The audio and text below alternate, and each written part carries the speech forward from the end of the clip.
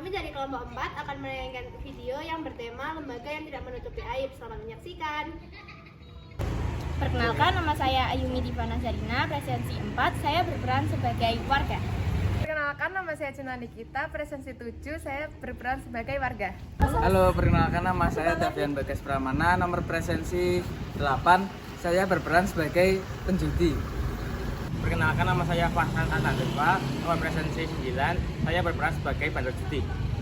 Perkenalkan, nama saya Iftinan Sakila Asmi, nomor presensi 12. Saya berperan sebagai warga. Perkenalkan, nama saya Kiala Almafira, nomor presensi 15. Saya berperan sebagai Ibu Tiwi atau ibunya Agus. Halo, nama saya Nabil Hairunisa, nomor presensi 22. Saya berperan sebagai warga. Halo, nama saya Salwa Gayunadi, nomor presensi 32, berperan sebagai Pak Ustadz. Halo, nama saya Saila Ramazara, presensi 33. Saya berperan sebagai warga. Di sebuah jalan sempit, Agus bertemu dengan Pandu yang terlihat mencurigakan. Terus, aku tahu hidup kamu itu pasti sulit ya. Uang di tempat pasti tipis semua. Ya nih, aku nggak tahu lagi cara dapetin uang gimana lagi. Usahaku semua gagal. Aku tahu caranya, Gus. Gimana caranya? Cukup perlu keberanian. Gimana tuh? Ikut aku aja main judi yuk. Tapi kan judi itu haram, Pandu. Di dunia ini ya, haram atau tidaknya yang penting dapat uang, Gus. Yang penting bisa makan. Pandu pergi meninggalkan Agus yang masih bimbang. Di rumah, Agus terlihat memegang ponselnya sambil berpikir keras. Apa aku harus coba aja ya? Aku nggak bisa lihat ibu menderita begini terus. Agus akhirnya mengirim pesan ke Pandu, lalu mulai berjudi. Dalam waktu singkat, Agus berhasil memenangkan uang yang banyak.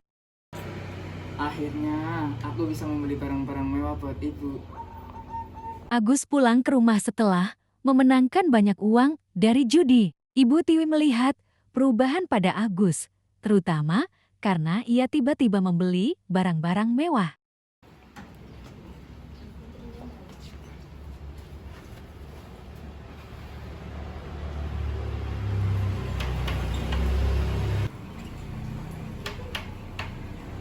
Agus, udah pulang kamu? Dari mana aja?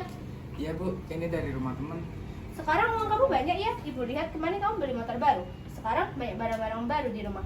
Kamu kerja apa? Iya Bu, ini aku dapat rezeki nomplok, dibantu sama teman. Teman siapa? Ibu tahu kamu nggak kerja. Jangan sampai kamu terlibat sesuatu yang nggak benar ya Gus. Ibu cuma mau kamu hidup jujur walaupun itu susah. Tenang Bu, aku cuma beruntung saja, jangan khawatir. Ibu Tiwi merasa ada yang disembunyikan oleh Agus. Ibu-ibu pun sedang melakukan pengajian bersama di masjid dengan Pak Ustadz. Baik ibu-ibu, kita akhiri pengajian hari ini dengan membaca Al-Fatihah.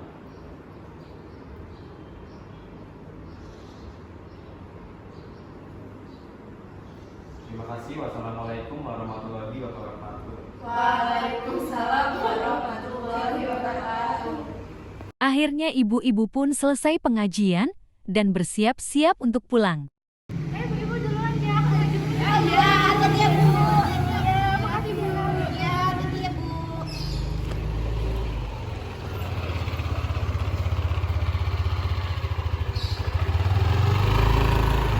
Ibu-ibu pun mulai membicarakan Agus karena merasa heran dengannya yang tiba-tiba mempunyai barang baru padahal tidak bekerja. Ada yang aneh gak sih sama si Agus? Dia pengangguran kok bisa beli motor baru ya? Aku jangan-jangan dia dapat uang dari judi online. Ada yang bilang juga dia sering judi online sama si Pandu. Tapi bener gak sih? Kalau iya, masa dia gak takut ketahuan sih? Mungkin dia pikir gak ada yang berani ngelaporin ya? Laporin aja dia, biar tahu rasa.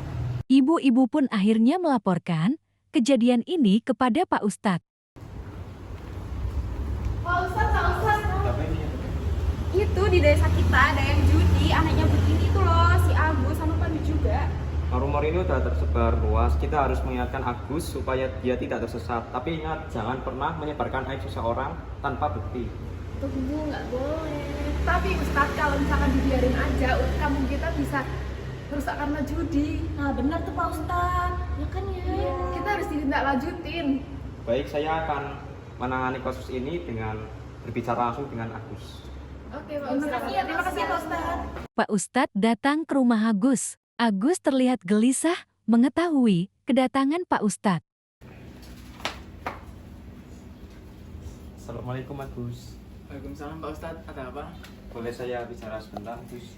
Boleh Pak Ustadz. Jadi gini Gus, banyak warga yang cerita bahwa kamu itu terlibat judi. Apa itu benar? Iya Pak Ustadz, saya cuma mau bantu ibu. Soalnya saya nggak tahu harus gimana lagi.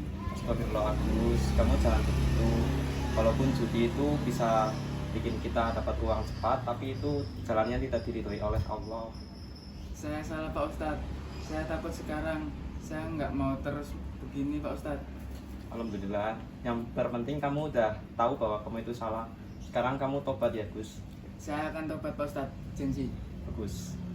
Pesan moral yang dapat kita ambil dari film tersebut adalah Wahai teman-teman, sebagai seorang muslim, kita mempunyai kewajiban untuk menjaga satu sama lain. Apabila kita menemui bahwa saudara kita ada yang melakukan kesalahan, maka laporkanlah kepada pihak yang berwajib, bukan malah menebar fitnah dan ghibah yang menyebarkan aib saudara kita sendiri.